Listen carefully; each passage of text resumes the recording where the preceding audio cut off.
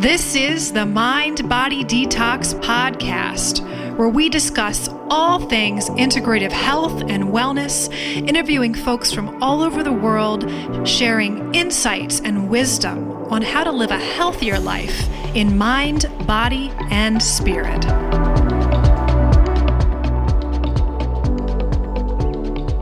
Welcome back to the Mind Body Detox Podcast. I'm your host, Integrative Intuitive Medium, Kara Lovehart, and we're back with special guest, Matt Suter. This is going to be an episode about meditation. We're going to talk to Matt about why meditation has become more popular in the West and why many of us don't meditate when we know that it could be beneficial. What are the things that stop us? What are the myths? What are the hang-ups that we have when it comes to trying to meditate? What are the different types of meditation there are out there? And then in general, why can we use meditation? What's the benefits? Because I think there's a lot more than we may recognize until we actually dive into the topic. All right, Matt, welcome back to the show. So Matt is my own personal mindfulness master. He has so many great tools and tricks, and obviously he has been, my almost like guide when it comes to meditation. And I am really curious because some of these questions I have today, I have never asked him. So this is going to be really interesting. First off question, What got you into meditation? Like what started it all for you? Well, for me, I think it all started when I was younger. Of course, for those of you who have heard this story, again, forgive me, but I was born and raised Roman Catholic, so my lens of the world was very Christian, and I wanted to help people. That's always been a desire that I've had, and so I felt that being a priest was the way that I was supposed to do that. This was all pre a lot of the scandal that's going on in the church and all that stuff. So I had started to investigate becoming a priest and all of that. And right around this time was when we had a huge influx of Japanese culture. And so I discovered martial arts, and I discovered the world of Japan and their history and all these very fascinating things. Essentially, there was this whole Eastern invasion that was going on culturally. And it just so happened that right around that time, my uncle, who has always been, for those of you who speak astrology, he's a Sagittarian in his methodology. And for those of you who don't, basically he's always been a seeker. He was also raised Catholic. I'm Italian primarily. He's Irish. So we always joke that they're pretty much the same thing. We're just separated by some water. But the idea of that integration of the religion into your influences is really inseparable at a certain point.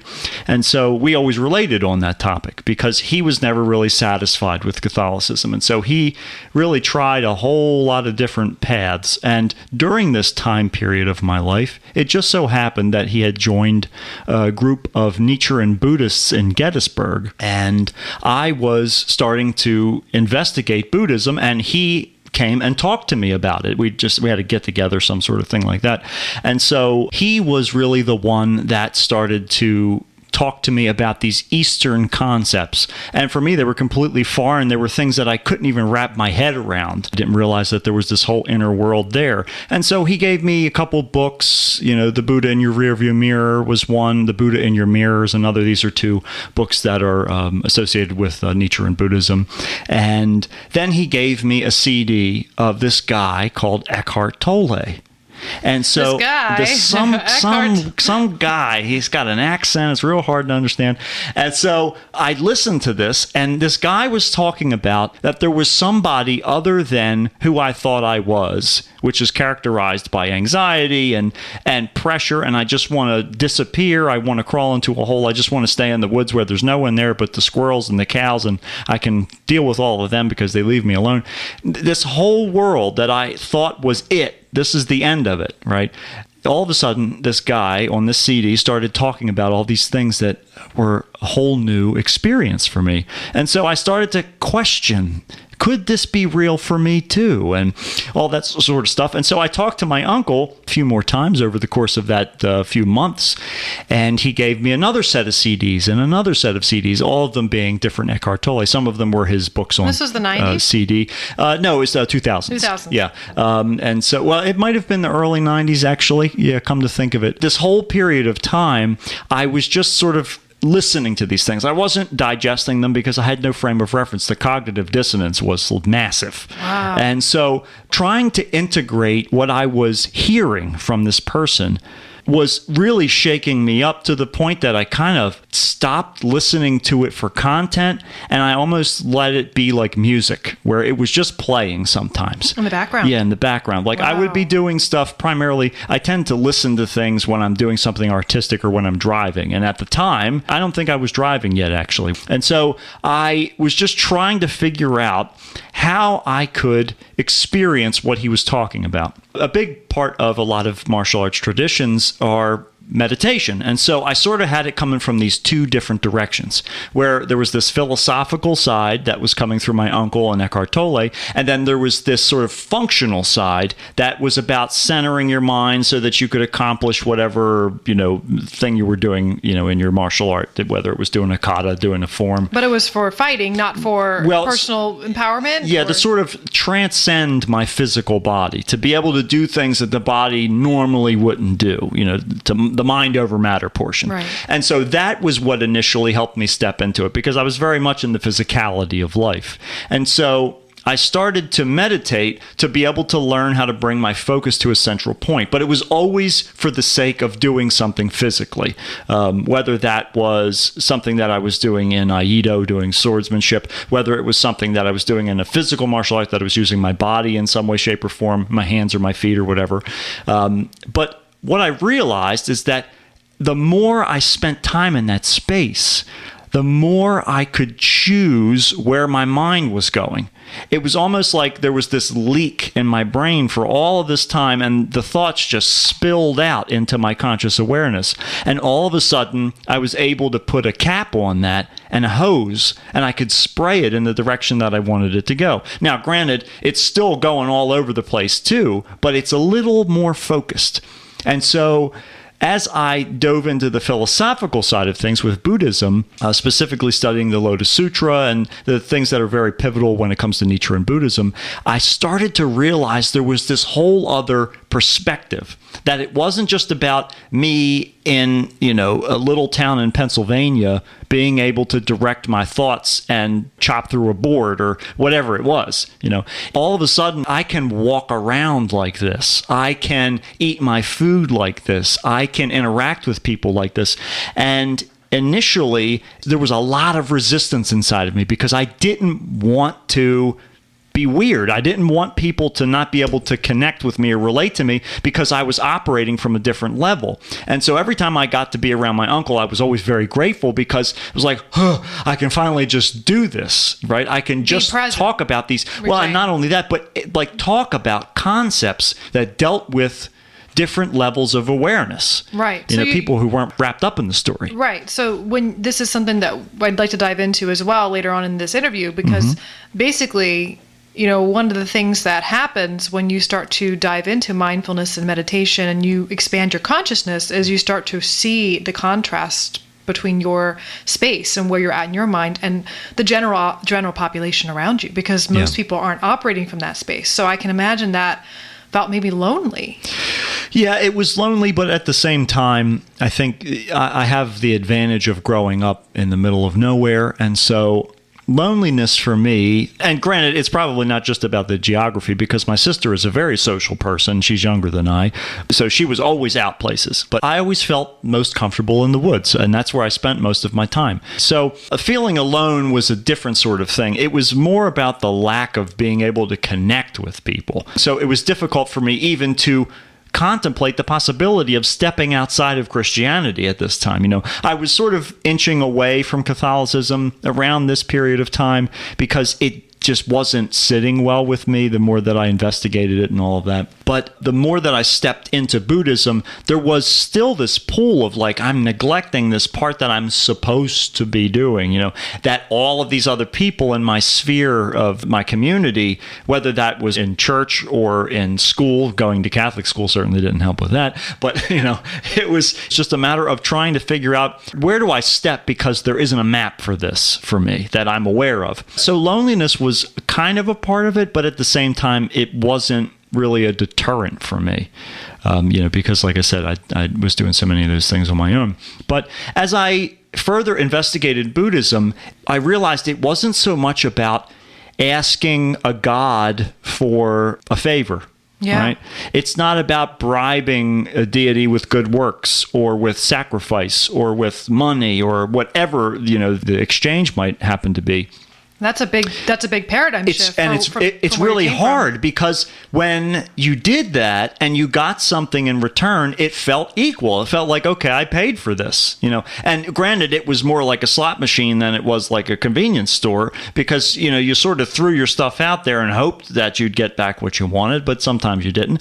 But with meditation, it wasn't so much about that. It was more about accepting what you had rather than wishing you had something else. Instead of praying for something or trying to be a better person because you come from the space of guilt. That's really the being worthy. Being worthy of things. And more importantly, being unworthy of a lot of things. That was one of the big things that made me step away from all of that. But the more that I was able to put myself in a place to realize it wasn't about earning something as much as it was about accepting things. And acceptance is something that, when we're approached with the concept within a spiritual sense, that we think, well, I accept things all the time. It's like, all right, that happened and I don't like it. Right. But what we don't realize is that the moment that we say we don't like it, we're actually creating resistance to it. We're not accepting it. So when I got introduced to those subtle nuances of my thought processes, all of a sudden I became a participant in what was going on in my head instead of feeling like somebody standing in the middle of an intersection in rush hour. So it was a really incredible shift in my awareness. And it's beautiful because as I've continued along my journey and studying all these different religions and mythologies and spiritual traditions and all that stuff, I've still been able to have wonderful conversations with my uncle because he definitely didn't spread out as far as I did. He simply pioneered the idea of let's break out of this little tiny mold of Catholicism that, so many of us are born into and see what else is going on out there. Yeah. Not necessarily saying we're going to find it or that we have to, just let's check it out. And that inspiration for me has always been a beautiful thing. And I love to this day being able to sit down with him and ask him questions that if you were to ask a regular person, they would either call the police or they would call you crazy or they would, whatever their extreme reaction might be.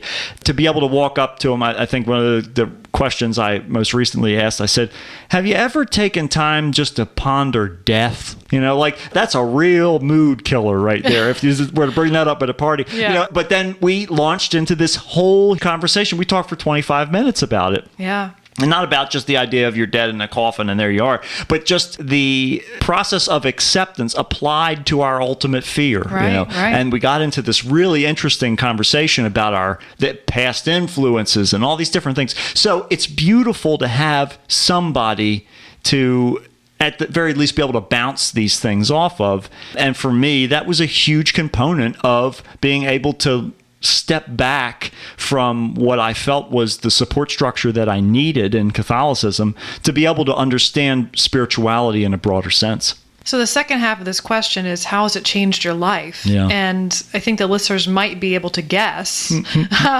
what happened next, but, could you expand upon that? Yeah. So it changed my life in the sense that it allowed me to experience my life for the first time. Because up until then, my life was filtered through the lens of whether I was doing something right or doing something wrong. Out of your foundation religion, right? Because of that being the philosophy. Because, the structure that was ingrained into me, not only through my upbringing, but also through, my religion of my family and everything, was this idea that this is only temporary. That part was great because that's still, the impermanence of all things is a great concept that still carries through even into Buddhism. But this place is only temporary. And the part where it splits from Buddhism is you better make sure you're doing the right stuff. Otherwise, eternity, the stuff that happens after this forever, is going to be really, really rough if you're not doing the right thing. If you are doing the right thing, then we get to keep this party rolling. Everything gets to be great even after we get off of this rock, right? And so there's this really interesting intensity to that message. Yeah. And then layered on top of that is, God is love. and Jesus came to save you, and all you have to do is accept him. This sort of idea of, I'm in a wreck right now, and I need somebody to get me out of it. Yeah. So it became this system of almost dependence, right? Within that spiritual lens. So the moment that I was introduced to Buddhism, and granted, there are theistic branches of Buddhism that do have deities that you pray to and Right. all that thing. So, but Nichiren Buddhism in particular is not theistic. So it's really a beautiful thing because there are people from different walks of life within this Nichiren Buddhist community.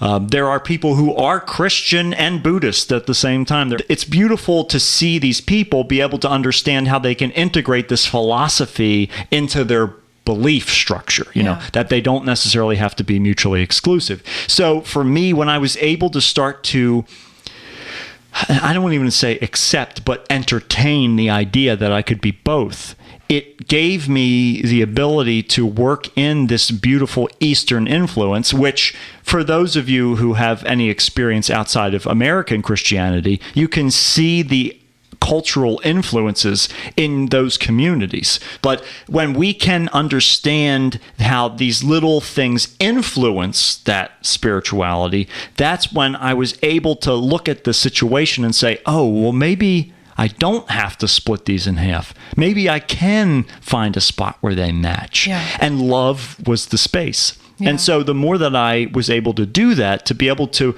marry these things rather than feel like I was cheating on Jesus,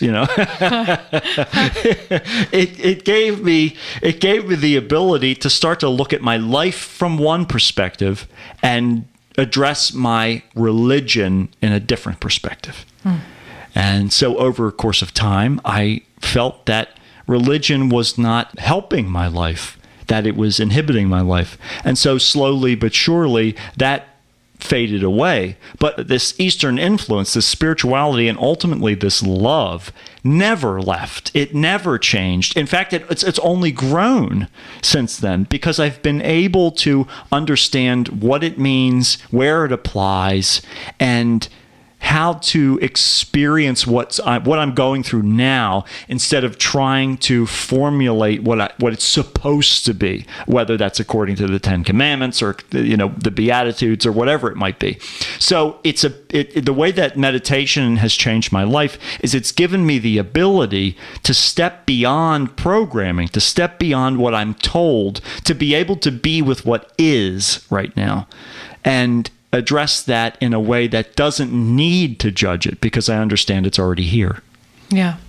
Well, I think it's really interesting because, meditation isn't always associated with a religion, yeah. but in the cases of what you're talking about with Nichiren Buddhism, and I think that I'm wondering because it's become infiltrated sounds like a really aggressive word, yeah. but it's seeped integrated in. It's integrated in, meditation and mindfulness and the power of now, thanks to Eckhart. I think that's, and Oprah pretty much probably made more awareness of him. Yeah. But that meditation isn't associated always with the religious path. Correct. Or even a spiritual path. Sure. It's not always even a spiritual thing. It Right. may be utilized in a capacity for setting goals, overcoming anxiety. Even people who are completely atheists that can utilize the tools of mindfulness and meditation. So I'd like you to talk a little bit about that and why you think it became more popular here in the West. Well, a lot of that had to do with primarily when the Beatles started to make their shift. It was like in the late 60s, a lot of that stuff started to happen. They started to talk to these Indian swamis, and so it brought transcendental meditation over into the States. And that was most people's introduction to that. Even my mom, my Catholic mother, and her brother, they went to transcendental meditation workshops. They went to 2 of them. My mom, the moment that they paid homage to the guru, she did not like that, and because she felt like it was a graven image, a Right. false idol, which of course is a big no-no. Right. And so that was the thing that turned her off to it. But that doesn't mean that she lost what she learned, because when she finally ended up getting pregnant with me, she had me way before she was supposed to, and there wasn't enough time to administer all of the drugs that she was supposed to get. So she used her breathing techniques that she learned, her meditation, to put herself on a beach in her head. Yeah. And went through labor that way. Yeah. So it's funny because just those two workshops that they went to, that was enough for her to grasp the concept and learn how to integrate it. And this beach that she was on, it wasn't like she was walking hand in hand with Jesus or anything like that. So there wasn't any religion involved in that. It was just it was an internal process that you could label spiritual, but that doesn't necessarily mean that it has to entail ideology or anything like that. It can simply be putting your mind to what the sensation is like walking on the beach. That can be a meditation right there. And that's how she ended up, bringing me into this world. So here I am. So that's a very different thing than prayer. So in that situation, she could have prayed versus meditated. And she probably did both in that circumstance for giving birth to you. So what is the difference then between prayer and meditation? Pretty much it's they both involve quiet contemplation, of course. So you're getting quiet, you're going within yourself, and you're connecting to something outside of what we might, within some circles, we might label the ego, within this sense, this constructed sense of who we are. You're connecting with something outside of yourself, even if that's a candle sitting in front of you, right? You're connecting with that thing. So intent and focus is a big part of it, as far as the distinctions between the two go, because the intention of prayer is to connect with the deity. The focus is usually to attain something or to prevent something, that kind of thing. It's putting in that, here's my song request sort of thing.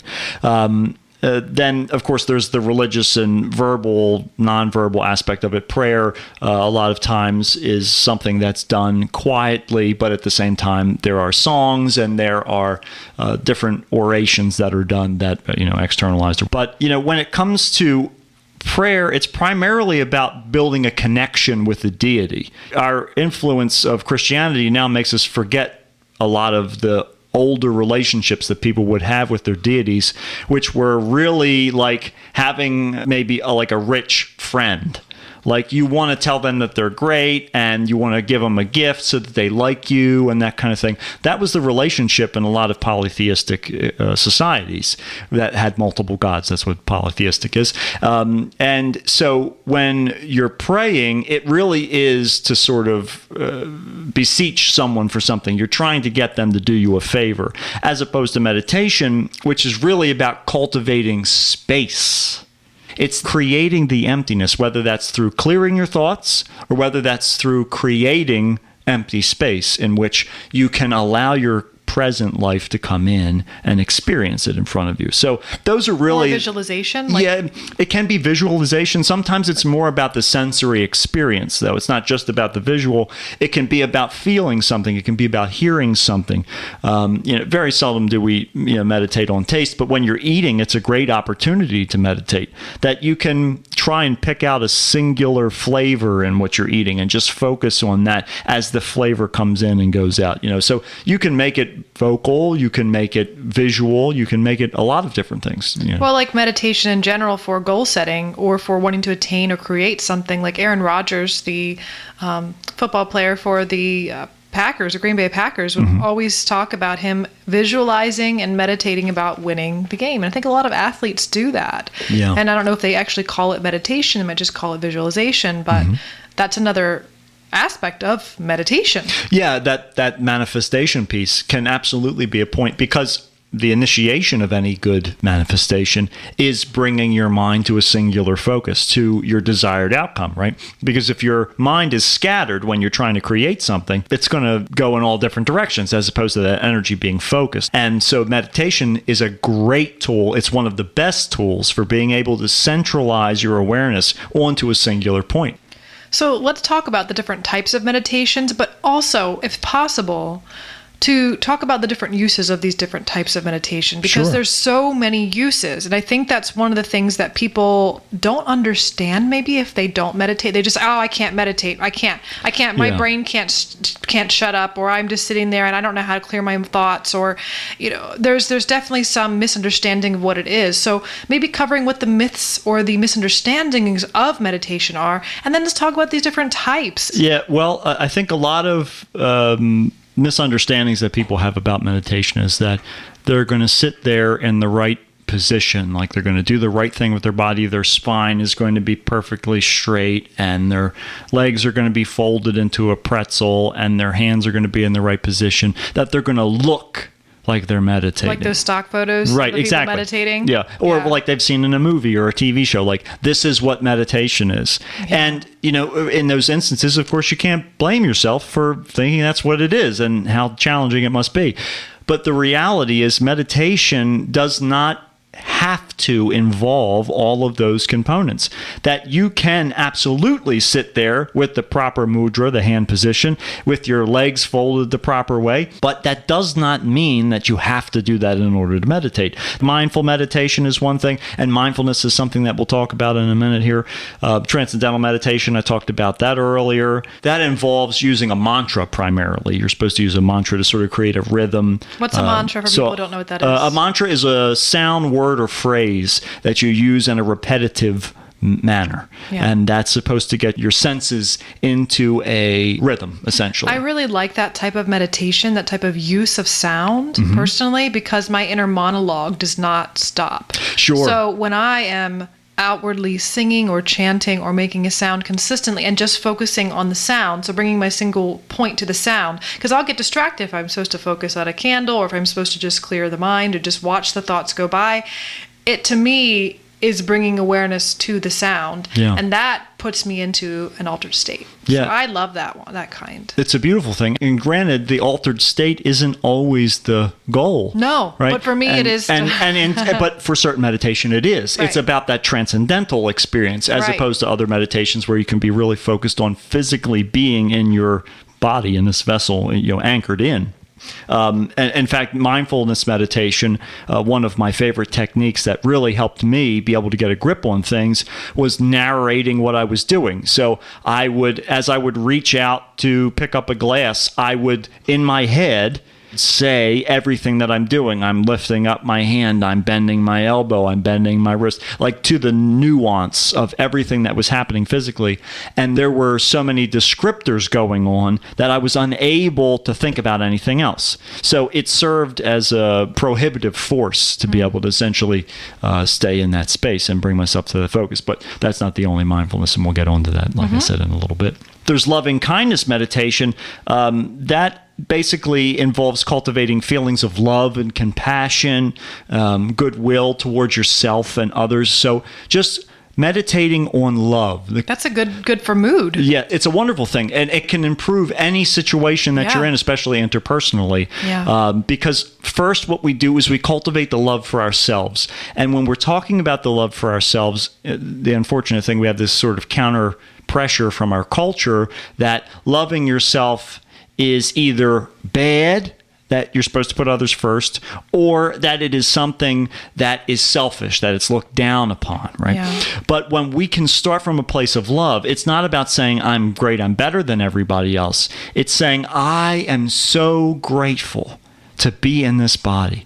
I am so grateful that I can do the things that I can do when it comes to interacting with the third dimensional world, whatever that might be. There's Zen meditation, which is basically the process of practicing Zen Buddhism. That is all about posture and breath and essentially the focus of doing something very specifically. It's a very Japanese sort of way of going about things. And get that can absolutely help if you need confidence building and overcoming a particular posture or even the longevity and the stamina involved. Yeah. So that can be very interesting, I'm sure. Yeah, you redirect that energy towards that rather than all of the thinking. It's also called Zazen. That's the other name for it. But it's basically, you're going through and just sitting there without thoughts.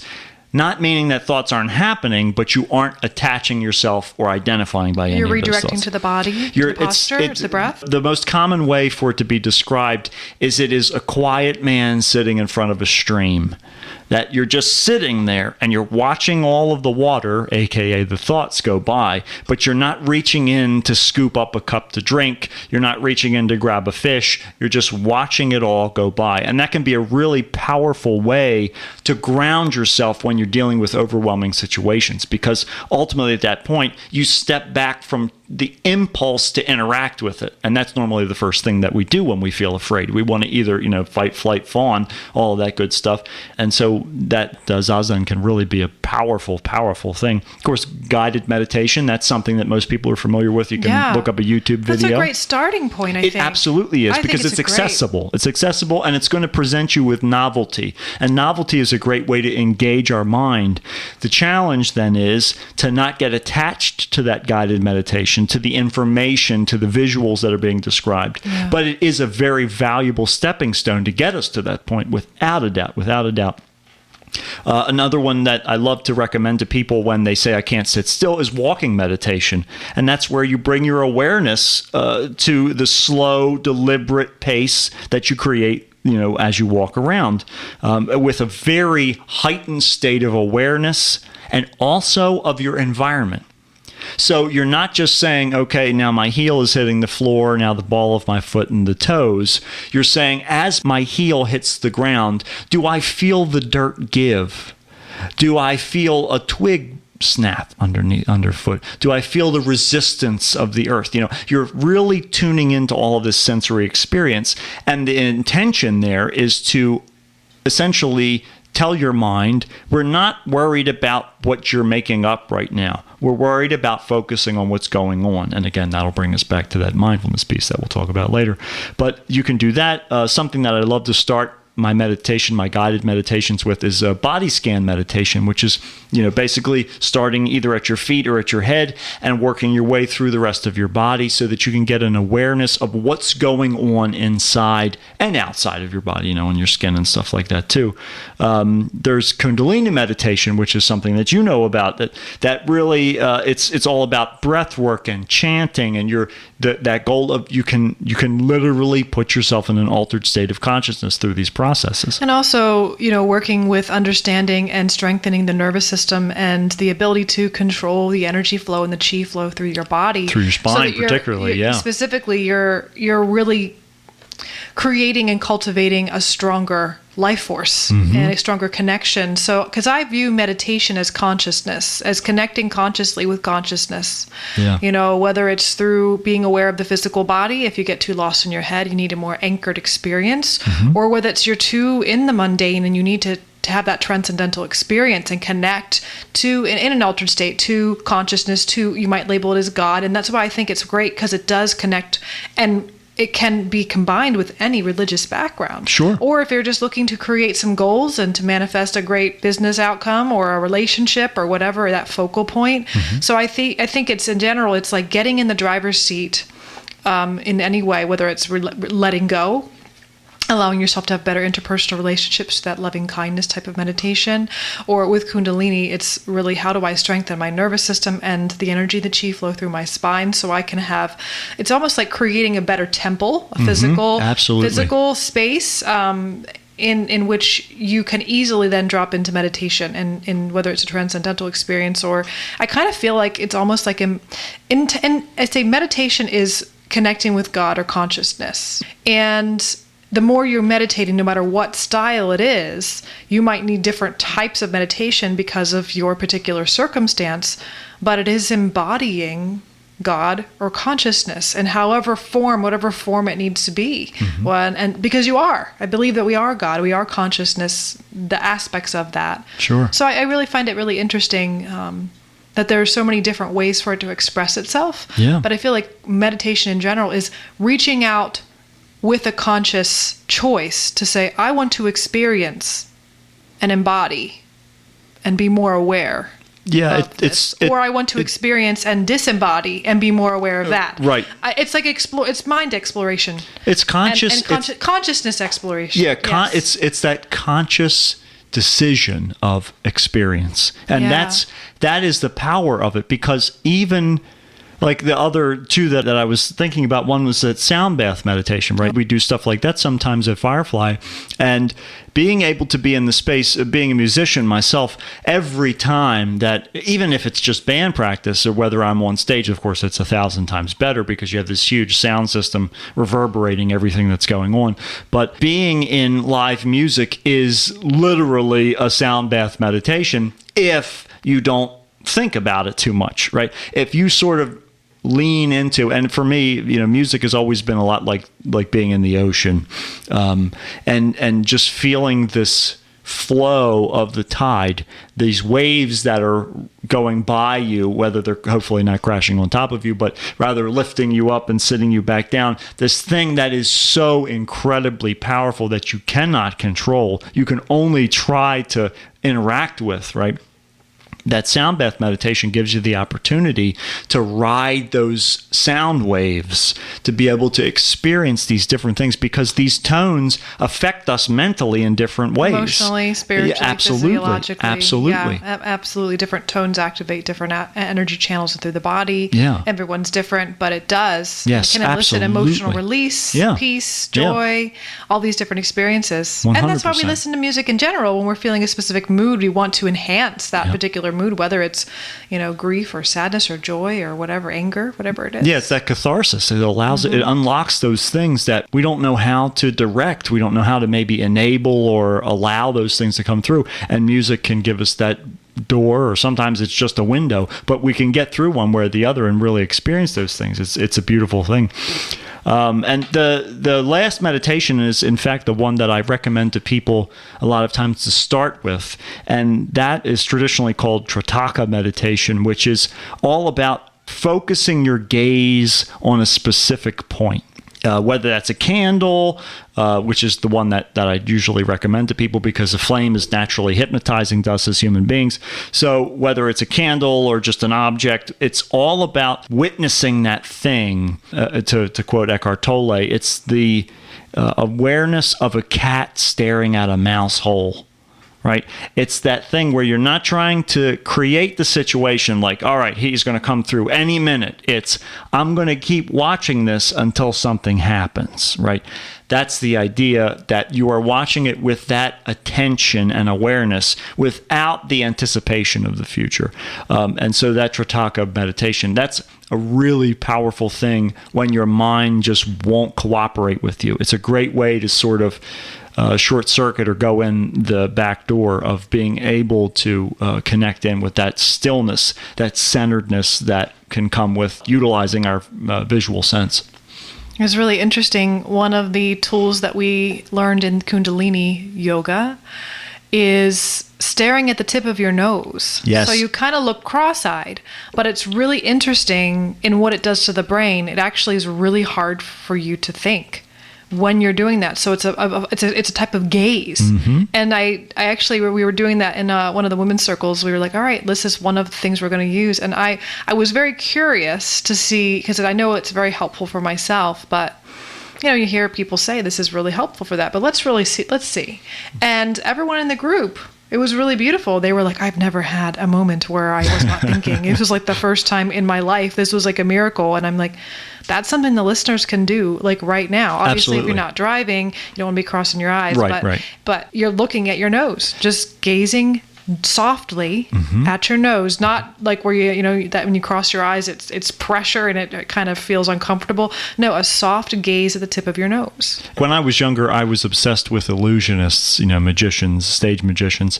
And in those moments when something happens that does not line up with your normal reality, your brain short circuits. And it says, what the heck is going on here, right? Why? How did he just saw that lady in half? So when you're staring at your nose, you're shifting your normal perception of reality.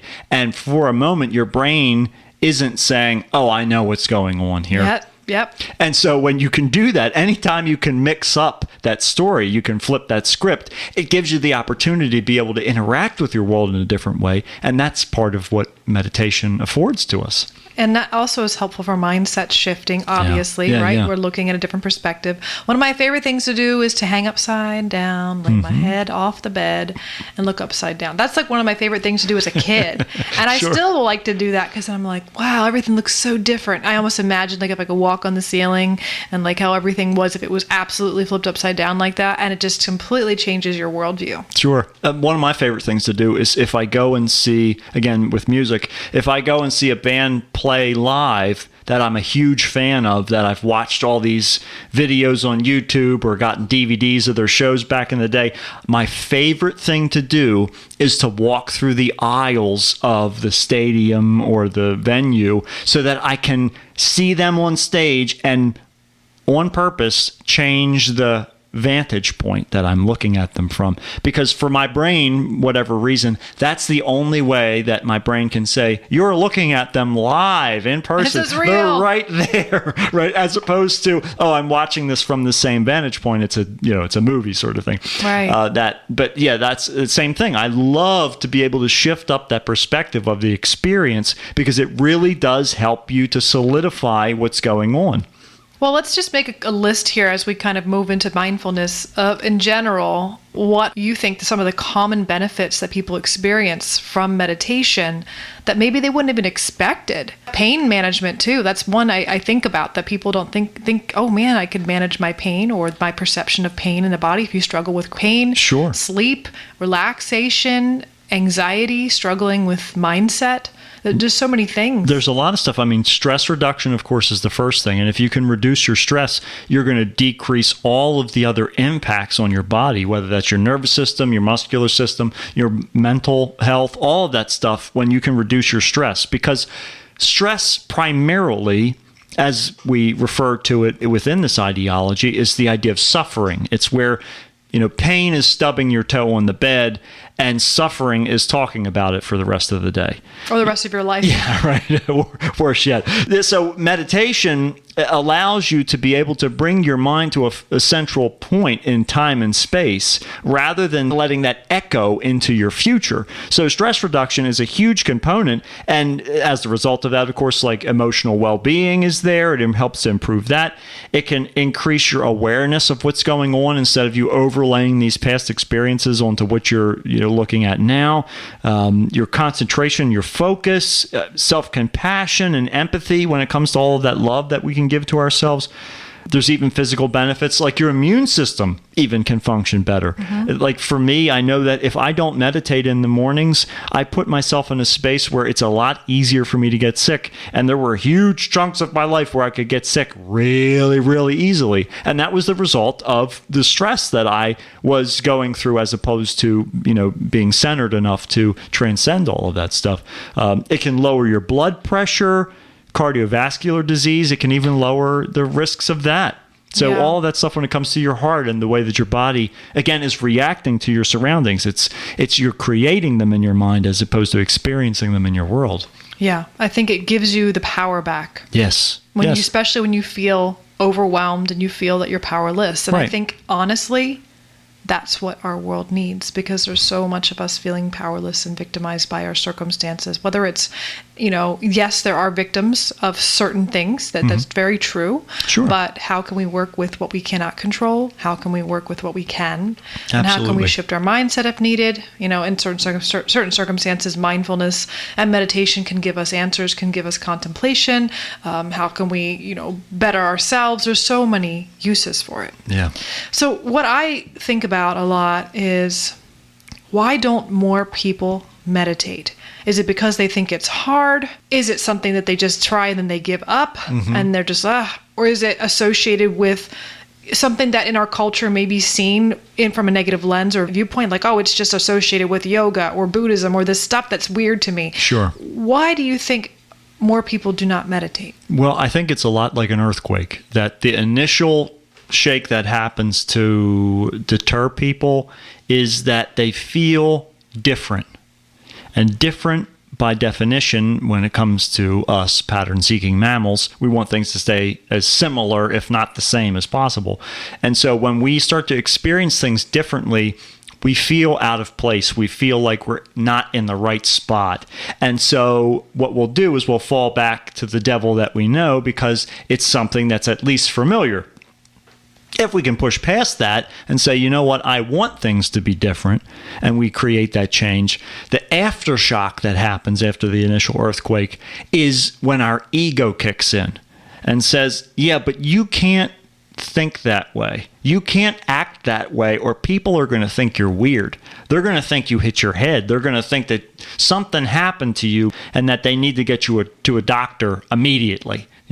That there's something that's shifted and that we don't give ourselves permission. It's not that the world in reality would react that way, but we're anticipating it with the very thing that we're trying to overcome.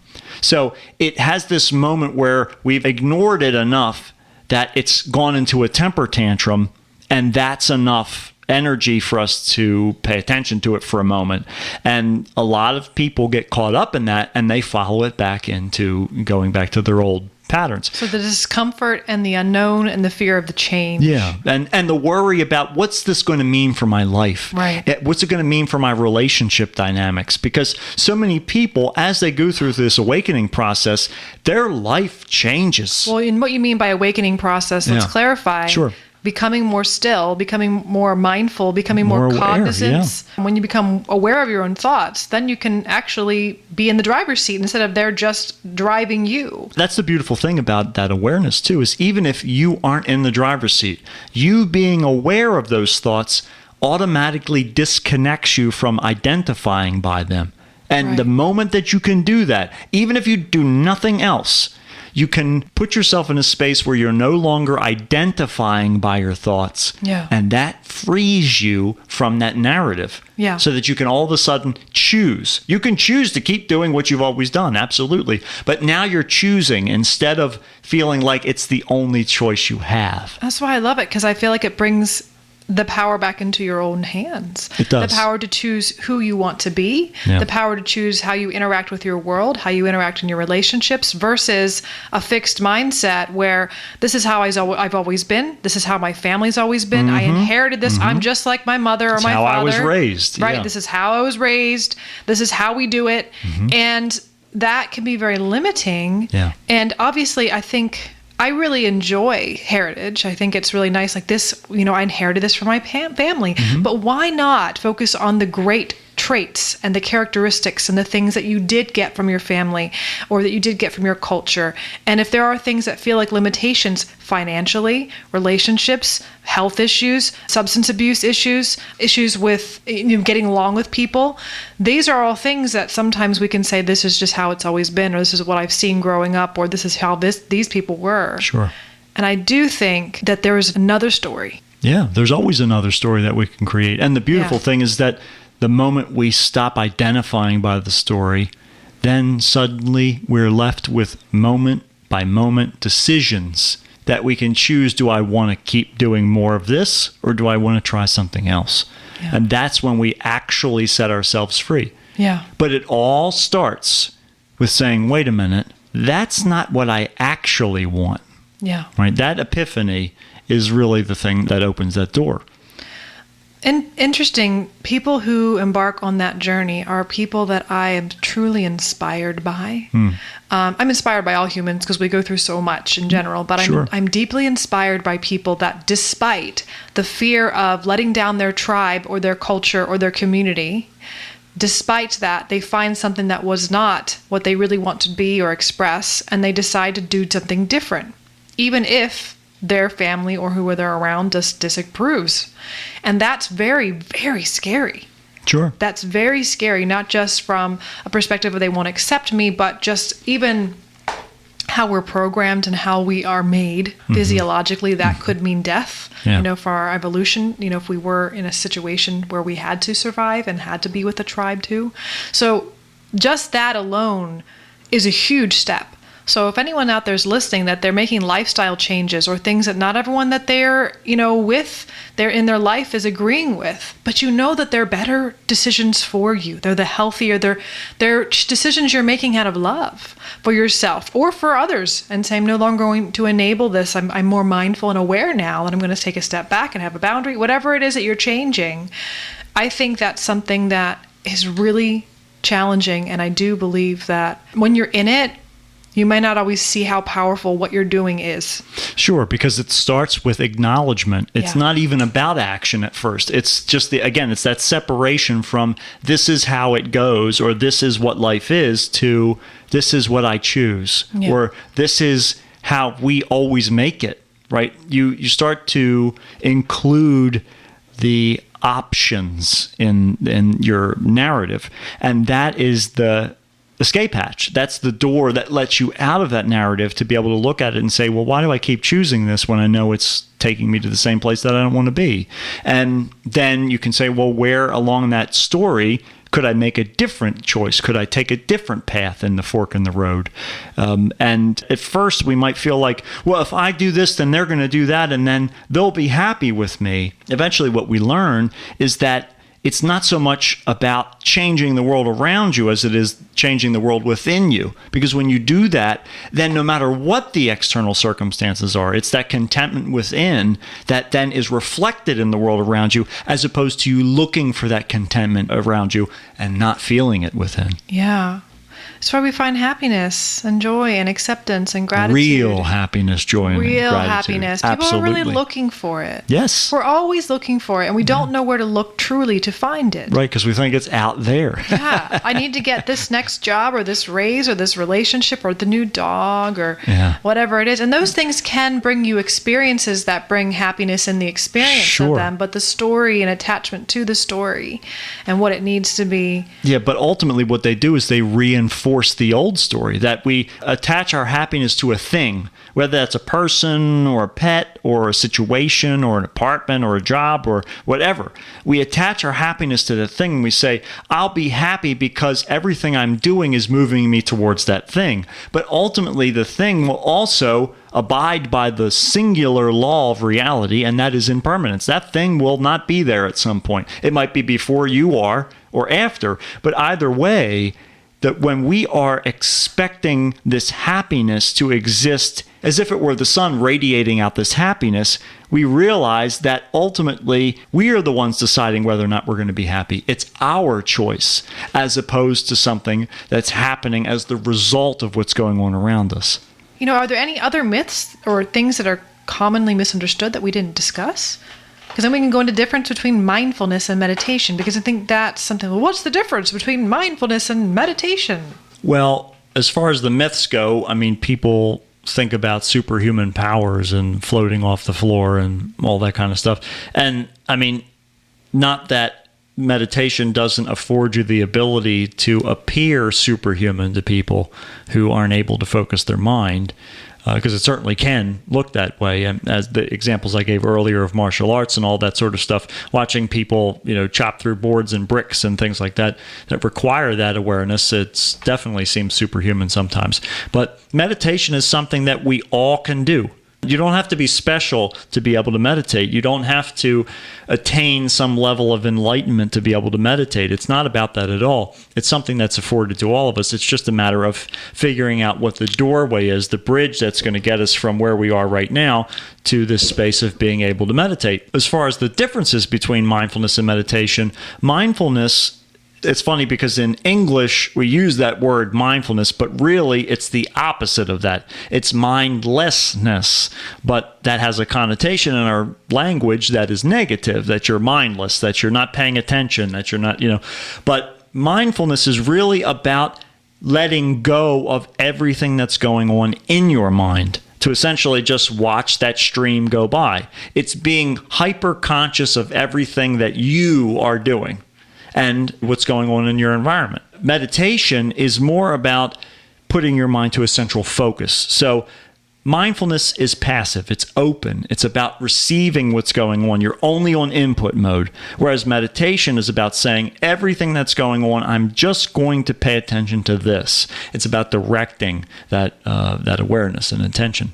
Yeah, I love it. That's a really great explanation of that. Thank you. So when we are trying to practice meditation, there are different options. You can get the guided meditations to start. You can meditate by yourself. You can select a different style. But what about meditating in groups? Because honestly, that was my first experience, and it felt a little bit scary for me. You know, my human self, this is new. I don't know what this is. This is a cult. What is going on?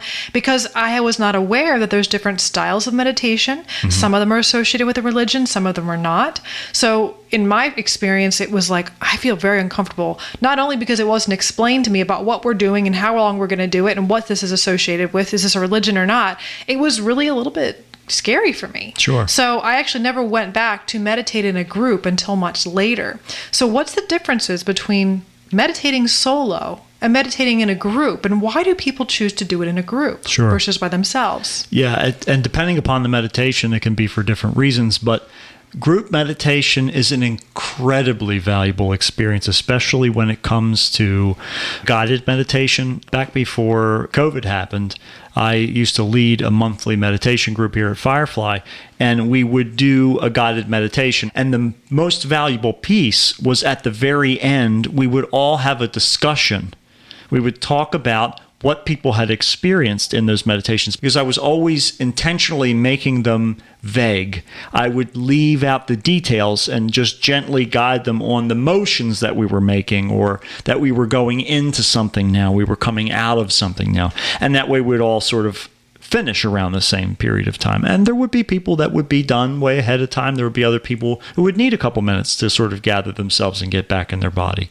But one way or the other, everyone had a different experience. Whether that was, I saw nothing, I just heard a bunch of stuff, or I was just sort of thinking about why isn't anything going on. Other people would have these extremely vivid experiences where they would see people from their past that they hadn't seen in 30, 40 years, you know. So there was this immense variety between different experiences. And when you can be in an environment of other people, those other experiences very often can afford you the ability to experience things out of your comfort zone on your own. So the community aspect of group meditation can be very valuable. If it's something that's a mantra, if it's something that you're vocalizing, so whether that's a word, phrase, or just some sort of sound, that is an incredible experience, especially for those of us who really can get into that auditory sense. Some of my favorite things to listen to are chants from different religions.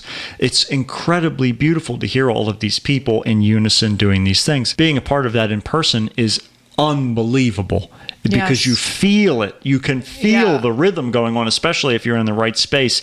It's amazing, you know. And I think that a lot of that connects into my upbringing in Catholicism, because here I'm used to listening to this reverberating church and all these people singing or praying together or whatever. That's it very absolutely powerful. is, yeah. And so that connection is a very valuable thing to tap into. You don't have to think, well, this reminds me of church, and so I don't want this anymore. You can still understand the value of it without throwing the baby out with the bathwater, so to speak.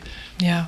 And for me, being an energy sensitive, being in a group of meditators also supports going deeper into the meditative space. You know, even if you guys can look up the Heart Math Institute, I will put that information in the show notes, but just how brain waves and heart rhythms and how we can entrain with other people who are within 10 feet of us. They say that the electromagnetic field of the heart expands up to 10 feet away from us. So if we're sitting in a circle with other people who are consciously choosing to select, either they're meditating on loving compassion or peace or just calming their mind, whatever the intention is, if their brain rhythms are changing and their heart rhythms are changing, and we're allowing ourselves to be as well influencing that, but also allowing to be influenced by the group to get into this group consciousness, this space, we can dive a lot deeper into our meditative space or practice, or if it's a body practice, and get more anchored into the body. It's group consciousness, I think, has a really profound effect on us, and we're not even really aware of that.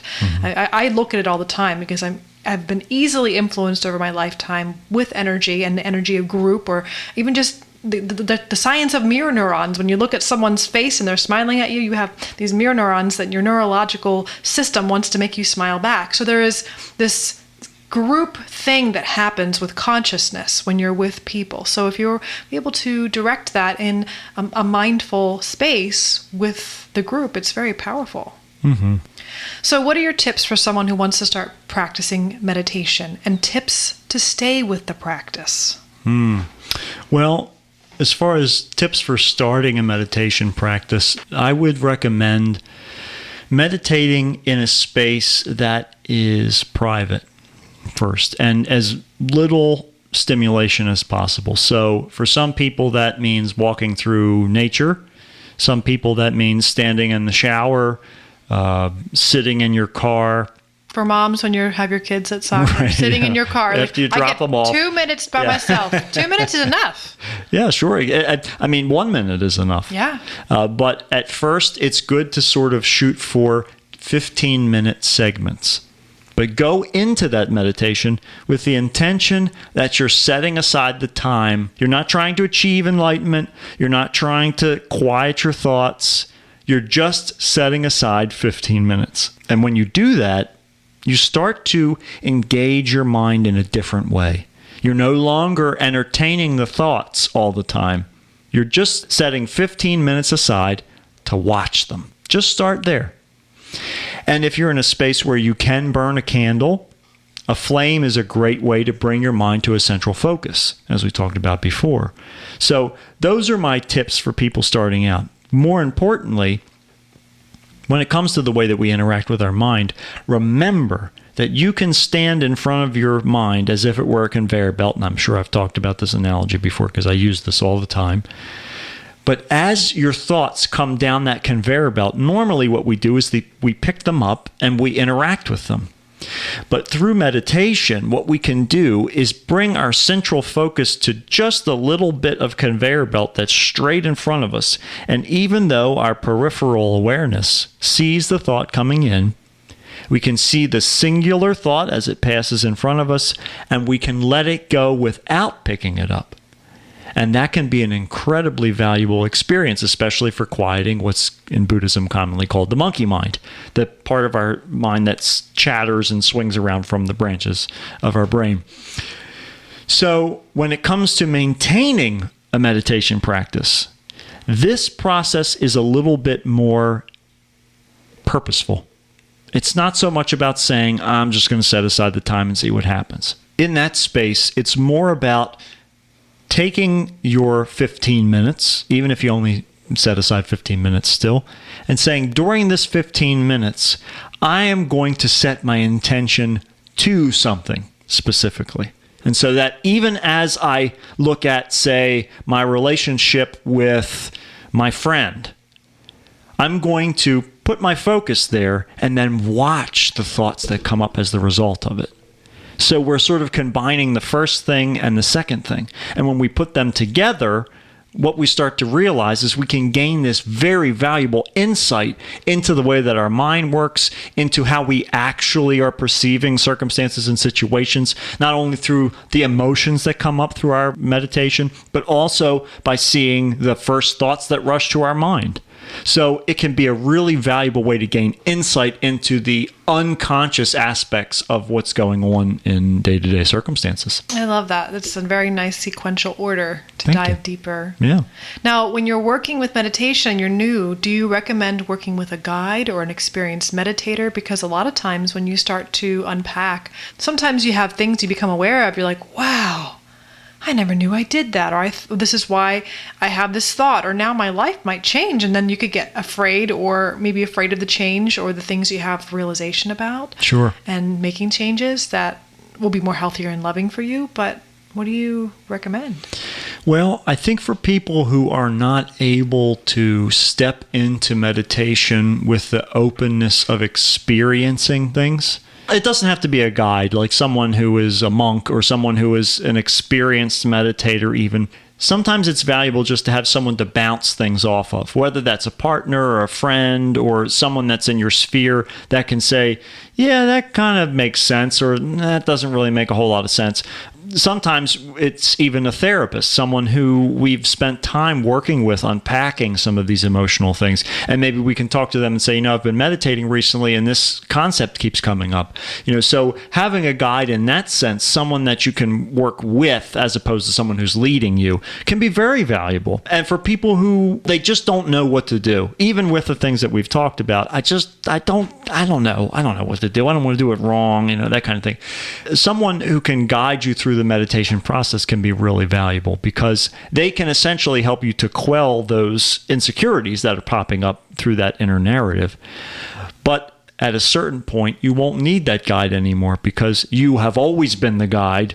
They're just there to reassure you that you're doing it correctly. Yeah. And again, remember, there is no correct, there is no right or wrong, but if you have an intention or something that you would like to do, a very good guide, I think, would be someone who would be open to, hey, what is it that you would like to experience? What is it your goal is here with meditation, and give you an understanding if that's the type of meditation they instruct or they lead or they can guide you on, or someone who has the professionalism to say, mine might not be the right person for you and refer you to someone that works. But just to be aware from a perspective of the misuse of power in the spiritual community. If anyone does say that I know the right answers, this is the way to meditate, that kind of thing, just be aware of that from what we're sharing here, that there is no right or wrong way, and that you have the answers. Yeah. It's really just giving you almost like, let's try riding this bike. Well, yeah. I don't like that bike. Let me try a scooter.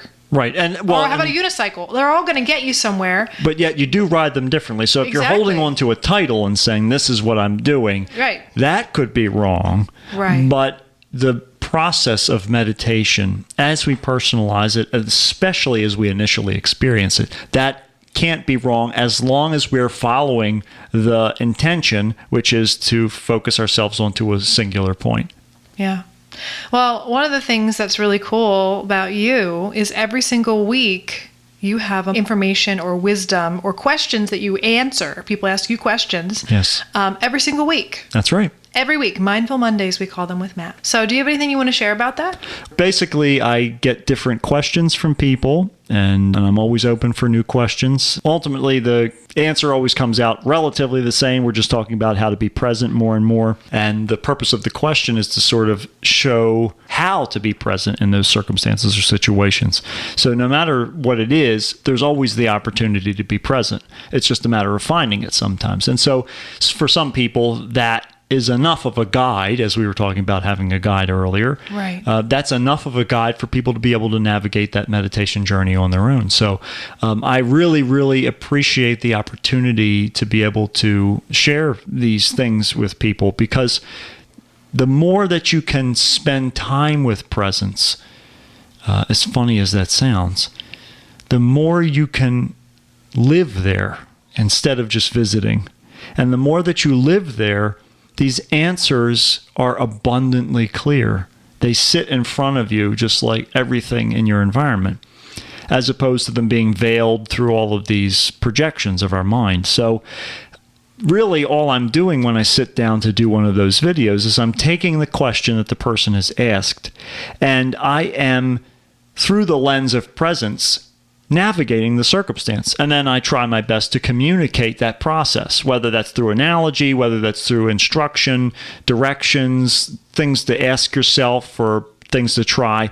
And so those mindfulness moments can really be a lot of different things sometimes, but they're always based around how can we be here more? Can you give me an example of what was the question you had today?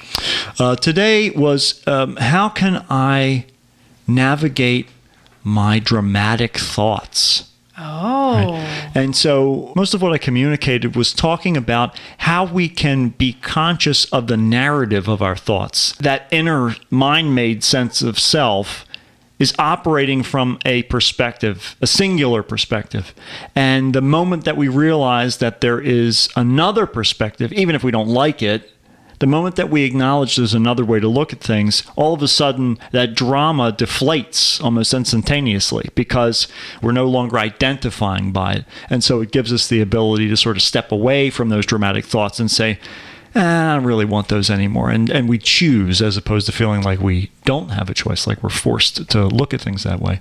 Yeah. Well, I am going to put in the show notes a form if anyone wants to ask a question, please, that Matt can answer for you regarding mindfulness or meditation. And I'll also put in the show notes access to all the recordings so that you can say, well, did someone already ask this question? And there's a whole list. We have every single week here. And, some of the examples are, how do I find peace when there are so many things I want to do? Why is it so hard to meditate? Navigating feeling out of control. Who am I? Am I my mind or my soul or something else? Removing limiting judgments. So there's a lot of really great things. They're only 15 minutes, I think. They're short. They're normally even shorter than that. They're really great just to kind of put something in your noggin to think about for the week and to find more presence in your life. So I encourage you guys to check those out and to ask some questions. Yeah. So that's always very important. We can give back to you and whatever you're looking for and what you need. All right, everyone. Thank you so much for listening. We appreciate you all. And again, be well until next time, my friends.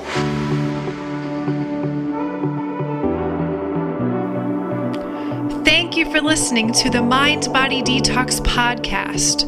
We wish you wellness and health in your mind, body, and spirit. And be well until next time, my friends.